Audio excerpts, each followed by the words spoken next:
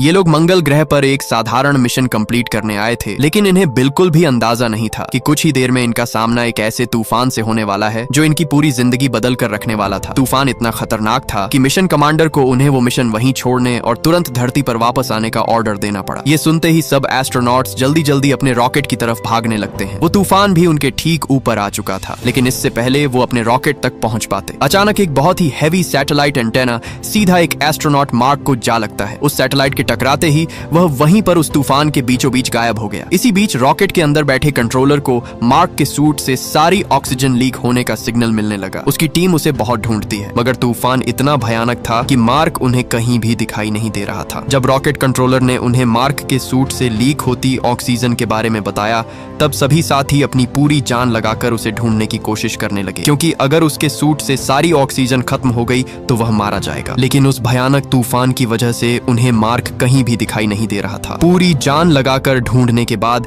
जब उन्हें मार्क कहीं नहीं मिला, तब उन्हें लगा कि अब तक उसकी ऑक्सीजन खत्म हो चुकी होगी और वह मारा जा चुका होगा। उधर दूसरी तरफ उनका रॉकेट भी धीरे धीरे पलटता जा रहा था, और अगर गलती से भी वह रॉकेट पलट गया तो वे हमेशा के लिए यहाँ फंस सकते थे। इसलिए मजबूरन वे मार्क को वहाँ अकेला छोड़कर धरती के लिए निकल जाते हैं। लेकिन असली कहानी तब शुरू हुई जब कुछ घंटों बाद मार्क अचानक अपनी आंखें खोलने लगा, क्योंकि वह अभी भी जिंदा था। लेकिन परेशानी यह थी कि अब वह पूरे मंगल ग्रह पर बिल्कुल अकेला फंस चुका था। मार्क दर्द से तड़पता हुआ धीरे धीरे उठने की कोशिश करता है, क्योंकि उस सैटेलाइट एंटीना के लगते ही उसका एक टुकड़ा उसके शरीर में घुस गया था। लेकिन खुशकिस्मती से उस टुकड़े के आसपास खून जम जाने की वजह से उसकी ऑक्सीजन निकलना बंद हो गई थी। इसी वजह से वह अभी भी जिंदा था। उसने अपना दर्द कम करने के लिए किसी तरह करके उस रॉड का अगला हिस्सा तोड़ दिया। जब उसने सामने देखा तो वहां दूर दूर तक किसी इंसान का नामो निशान तक नहीं था। बस उसके सामने उसका कैंप था, जहां वह और उसके साथी रह रहे थे। वह तुरंत समझ गया कि उसके बाकी सभी साथी शायद कल रात ही यहाँ से निकल गए होंगे। मार्क दर्द से तड़पता हुआ सीधा अपने कैंप तक पहुंच गया। अंदर आते ही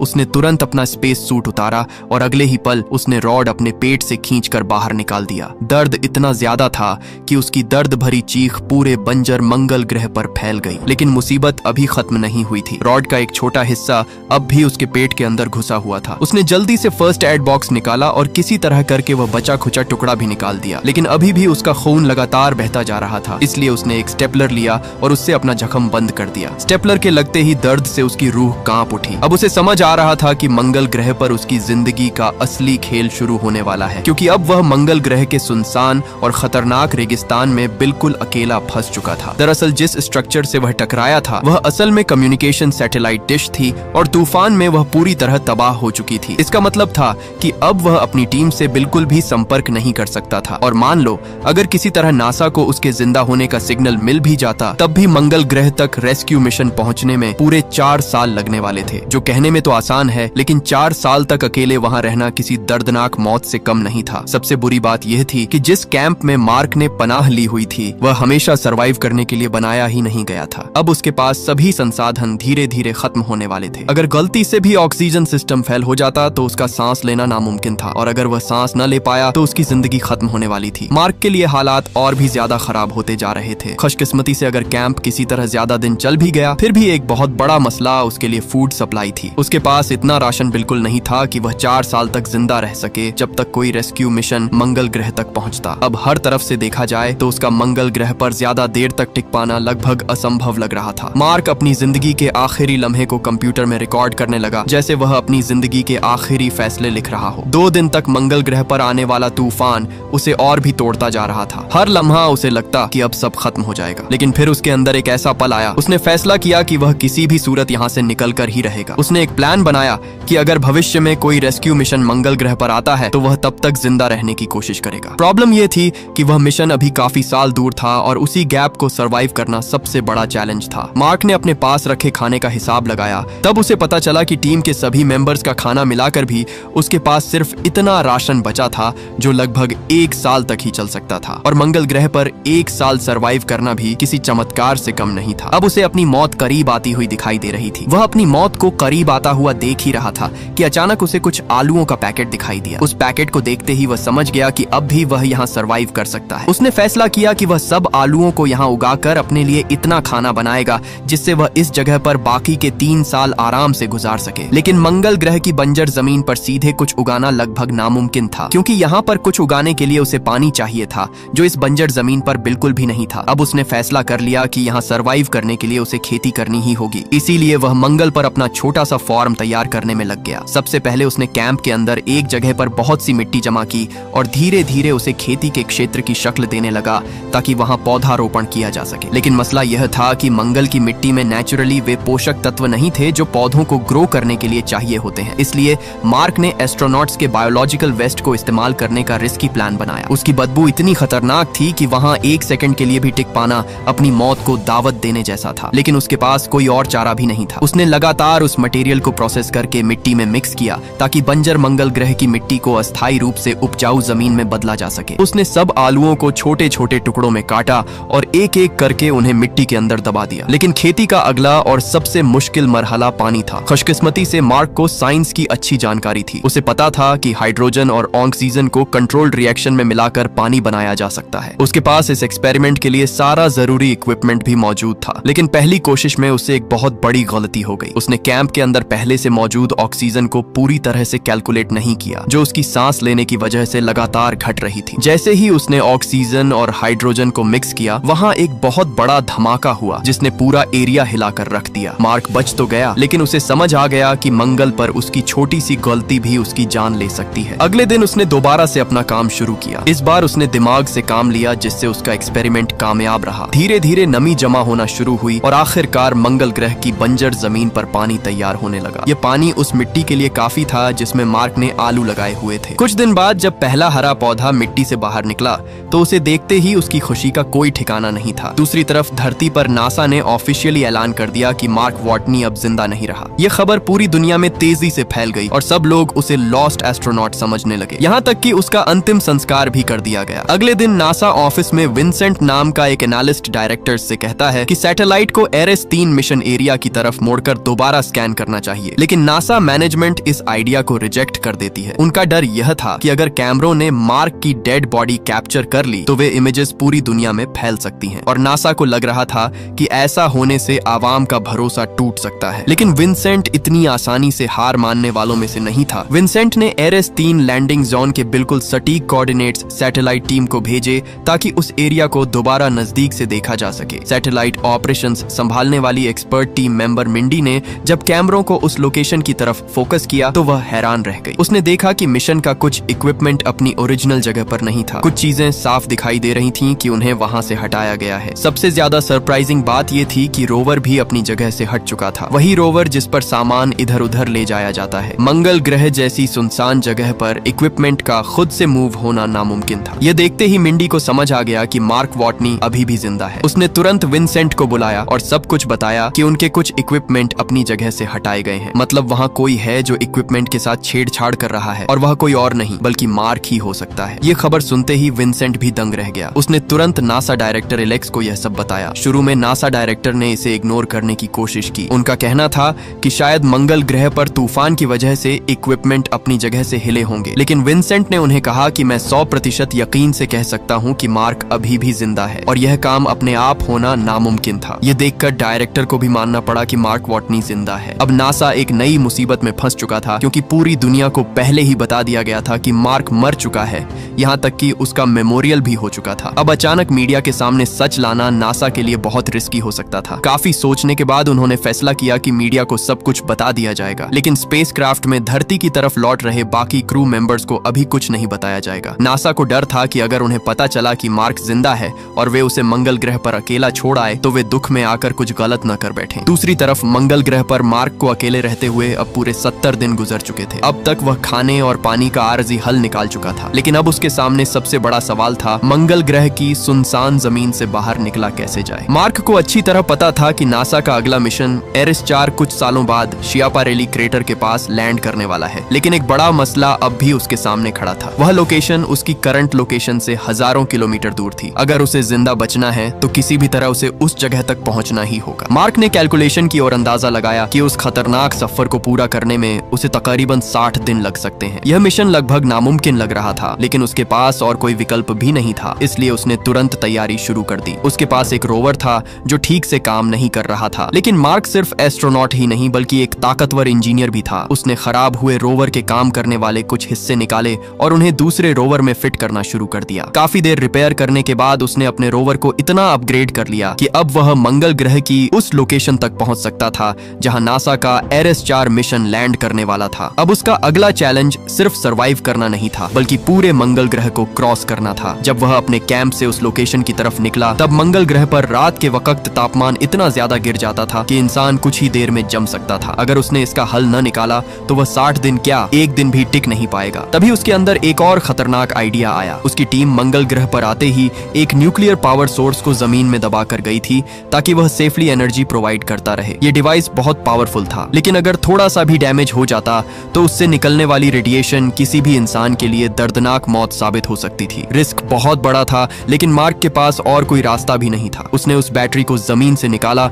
और अपने रोवर के साथ अटैच कर दिया। अब उस पावर सोर्स से निकलने वाली हीट उसके रोवर को जमा देने वाले तापमान से बचाने लगी, जिससे अब वो अपना सफर जारी रख सकता था। दूसरी तरफ धरती पर भी नासा मार्क को बचाने के लिए अपनी पूरी जान लगा रहा था। उन्होंने जेट प्रोपल्शन लेबोरेटरी को इमरजेंसी मिशन तैयार करने का ऑर्डर दे दिया, एक ऐसा प्रोब जो मंगल ग्रह तक सप्लाईज पहुंचा सके। प्रॉब्लम ये थी कि नॉर्मली ऐसे स्पेसक्राफ्ट को रेडी करने में कई महीने लगते थे, कभी कभी तो 1 साल तक लग जाता है, लेकिन अब उनके पास वक्त बहुत कम था। नासा का पूरा रेस्क्यू प्लान अब इसी मिशन पर आसरा कर रहा था। उनका आइडिया ये था कि इमरजेंसी प्रोब के जरिए मार्क तक इतना खाना पहुंचा दिया जाए कि वो अगले कई साल मंगल ग्रह पर जिंदा रह सके। प्लान के मुताबिक जब भविष्य में एरेस-4 मिशन मंगल ग्रह पर लैंड करेगा तो उसकी टीम मार्क को भी साथ लेकर धरती वापस आ जाएगी। ये मिशन सुनने में जितना आसान लग रहा था, असल में उतना ही इम्पॉसिबल था। जेपीएल की टीम दिन रात काम में लगी हुई थी, क्योंकि उन्हें बहुत कम वक्त में एक फुली फंक्शनल सप्लाई प्रोब तैयार करना था। इसी दौरान नासा एडमिनिस्ट्रेटर जेम्स ने मिंडी को भी एक जिम्मेदारी दी। अब मिंडी को सैटेलाइट्स और मॉनिटरिंग सिस्टम्स का पूरा कंट्रोल मिल चुका था, ताकि वह मंगल ग्रह पर मार्क की हर मूवमेंट ट्रैक कर सके। धरती पर लोगों को लग रहा था कि वह मर चुका है, लेकिन हकीकत में पूरी नासा उसकी हर सांस पर नजर रखे हुए थी। उधर मंगल ग्रह पर मार्क को उसकी मेहनत का फल मिलना शुरू हो गया। उसके उगाए हुए सारे आलू अब तैयार हो चुके थे। मंगल ग्रह की लाल मिट्टी में हरियाली देखकर मार्क के चेहरे पर खुशी गूंज उठी। उसने करीब 600 आलू की फसल हासिल की। मार्क ने बड़े आलूओं को अपने खाने बनाने के लिए एक तरफ कर दिया, जबकि छोटे आलूओं को दोबारा मिट्टी में लगा दिया, ताकि आगे भी खेती हो और उसका गुजारा ज्यादा देर तक हो सके। अपने दिमाग का इस्तेमाल करते हुए मार्क ने बंजर जैसी जमीन पर भी अपने खाने के भविष्य के लिए इंतजाम कर लिया था। अब कम से कम उसे भूख से मरने का डर नहीं रहा। लेकिन अंदर ही अंदर उसे यह बात तोड़ रही थी कि अगर उसका नासा से कोई भी कांटेक्ट ना हो सका तो उसका यहाँ इतने दिन सरवाइव करना बेकार जा सकता था, यहाँ तक कि उसकी मौत भी हो सकती थी। मंगल ग्रह जैसे सुनसान प्लैनेट पर कम्युनिकेशन सिस्टम ढूंढना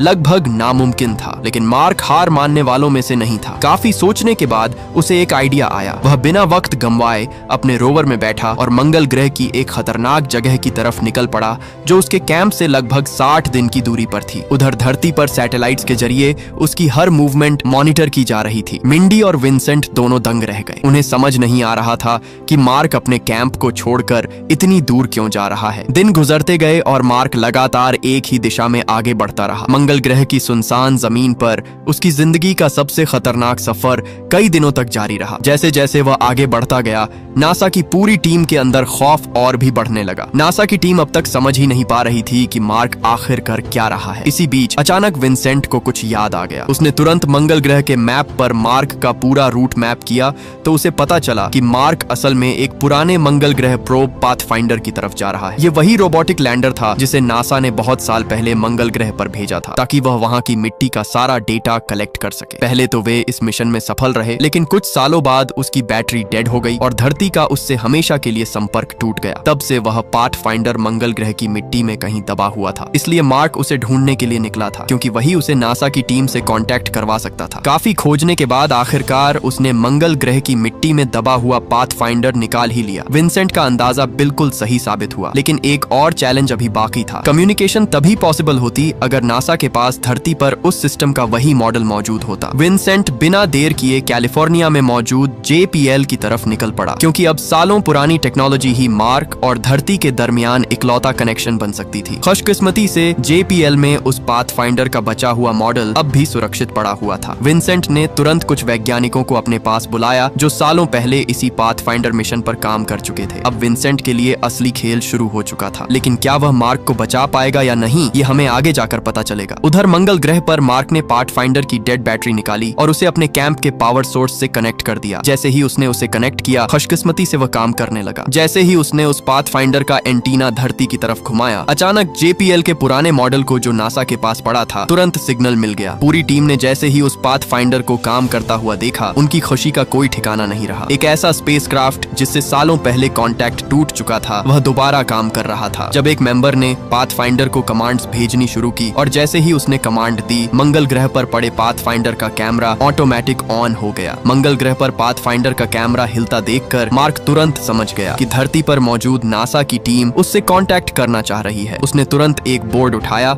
और उस पर लिखा आर यू रिसीविंग मी। फिर उसने बोर्ड के दोनों साइड पर यस और नो के ऑप्शन बना दिए ताकि सामने वाले सिर्फ कैमरा मूव करके जवाब दे सकें। जैसे ही JPL की टीम ने उसका सवाल देखा, उन्होंने बिना देरी किए कैमरा को यस की तरफ घुमा दिया। मंगल ग्रह पर कैमरा को मूव होते देखकर मार्क की आंखों में जिंदा रहने की उम्मीद दोबारा जाग उठी। इतने दिनों बाद पहली बार उसे एहसास हुआ कि वह सच में अकेला नहीं है, लेकिन धरती पर मौजूद नासा की टीम से कांटेक्ट अब भी बहुत स्लो और मुश्किल था। मंगल ग्रह और धरती के दरमियान दूरी इतनी ज्यादा थी कि एक सिंपल सवाल भेजने और उसका जवाब मिलने में लगभग 4 घंटे लग रहे थे। और सबसे बड़ी प्रॉब्लम यह थी कि फिलहाल सिर्फ मार्क ही सवाल पूछ सकता था, वह भी सिर्फ हाँ या ना में। नासा टीम डायरेक्ट उसे मैसेज नहीं भेज सकती थी, लेकिन मार्क भी किसी से कम नहीं था। उसने फैसला किया कि अगर सिंपल कम्युनिकेशन पॉसिबल है तो उसे एक पूरी भाषा में भी बदला जा सकता है। मार्क को पता था कि पाथफाइंडर का कैमरा पूरे 360 डिग्री तक रोटेट कर सकता है। इसी आइडिया को यूज करते हुए उसने एक कम्युनिकेशन सिस्टम बनाया। उसने हेक्साडेसिमल नंबरिंग मेथड चूज किया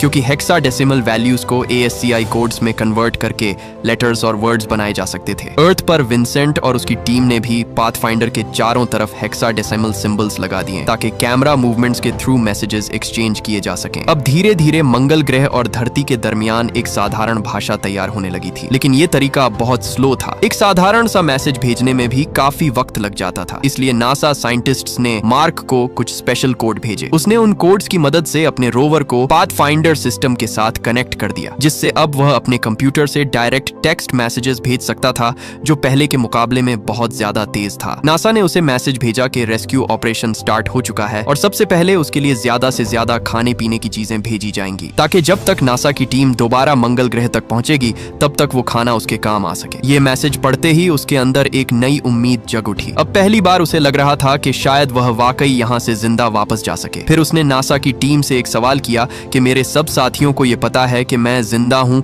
या फिर नहीं। नासा का जवाब ना में था। ये सुनते ही उसके अंदर का गुस्सा फूट पड़ा, क्योंकि उसके अपने क्रू को अब तक सच नहीं बताया गया था। लेकिन अब जब बातचीत हो चुकी थी, इसलिए नासा ने फाइनली धरती पर वापस लौटे सब क्रू मेंबर्स को भी ये हैरानकुन खबर देने का फैसला ले लिया। और जैसे ही उन्हें पता चला कि मार्क अभी भी मंगल ग्रह पर जिंदा है, पूरी टीम शॉक हो गई। एक तरफ वो उसके बचने की खबर से खुश थे, लेकिन दूसरी तरफ उन्हें ये पछतावा भी अंदर से खा रहा था कि वो उसे अकेला छोड़कर आ गए। उधर मंगल ग्रह पर मार्क हर आए दिन की खबर नासा को भेजता रहता। कुछ वक्त तक सब कुछ ठीक चल रहा था। उसकी आलू की फसल भी सफल थी और लग रहा था कि मार्क यहाँ उतने साल आसानी से गुजार सकता था, जब तक नासा का अगला मिशन यहाँ तक नहीं पहुँच जाता। लेकिन किस्मत एक बार फिर से पलटा खाने वाली थी। एक रात सब कुछ अचानक बदल गया। कैंप का एयरलॉक बहुत ज्यादा इस्तेमाल होने की वजह से बहुत कमजोर पड़ चुका था, जिसकी वजह से अचानक एक बहुत बड़े ब्लास्ट के साथ वो फट गया। धमाका इतना खतरनाक था कि मार्क हवा की तरह उड़ता हुआ सीधा दूर जा गिरा। गिरने की वजह से उसके हेलमेट में क्रैक आ गया। मंगल ग्रह का माहौल इतना जानलेवा था कि छोटा सा होल भी उसकी जान ले सकता था। इसीलिए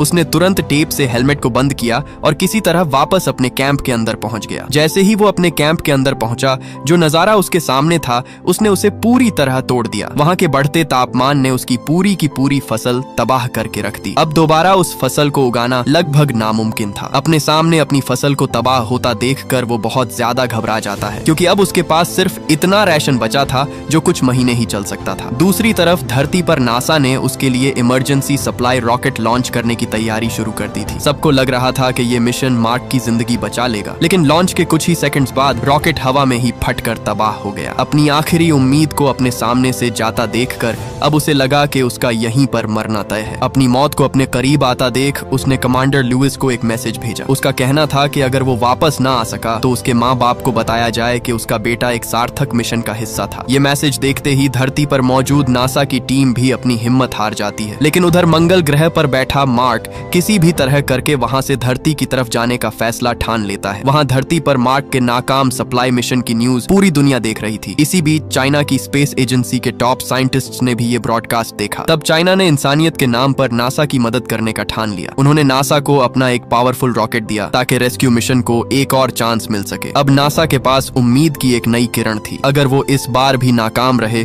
तो मार्क की जिंदगी हमेशा के लिए खत्म होने वाली थी। इसी बीच असली एंट्री होती है रिच पर्नेल की, एक ब्रिलियंट एस्ट्रोडायनामिक्स एक्सपर्ट। नासा के पास आते ही उसने एक ऐसा प्लान बनाया जो सुनने में लगभग नामुमकिन लग रहा था, लेकिन साइंटिफिकली जीनियस था। इस स्ट्रेटेजी को बाद में रिच पर्नेल मैन्यूवर नाम दे दिया गया। उसका प्लान ये था कि स्पेसक्राफ्ट को धरती पर लैंड करवाने के बजाय धरती की ग्रेविटी को गुलेल की तरह यूज किया जाए, यानी स्पेसशिप धरती के पास से हाई स्पीड पर गुजरते हुए ग्रेविटी बूस्ट ले और सीधा दोबारा मंगल ग्रह की तरफ मुड़ जाए। ये मिशन बहुत खतरनाक था। अगर इसमें छोटी सी भी गलती हो गई तो पूरा क्रू हमेशा के लिए स्पेस में खो सकता था। नासा के डायरेक्टर को रिच पर्नेल का प्लान बहुत ज्यादा खतरनाक लगा, इसलिए उन्होंने उसे रिजेक्ट कर दिया। लेकिन मिशन डायरेक्टर डीवन को लग रहा था कि यही मार्क को बचाने का आखिरी चांस हो सकता है। लेकिन किसी ने भी उसकी बात ना सुनी, इसलिए उसने छुपकर पूरा प्लान सब क्रू मेंबर तक पहुंचा दिया। अब पूरी गेम क्रू के हाथ में थी। या तो वो सुरक्षित धरती वापस लौट जाते या फिर अपनी जान खतरे में डालकर एक और बहुत लंबा मिशन शुरू करते, सिर्फ अपने दोस्त को बचाने के लिए। कुछ देर सोचने के बाद टीम ने यह फैसला लिया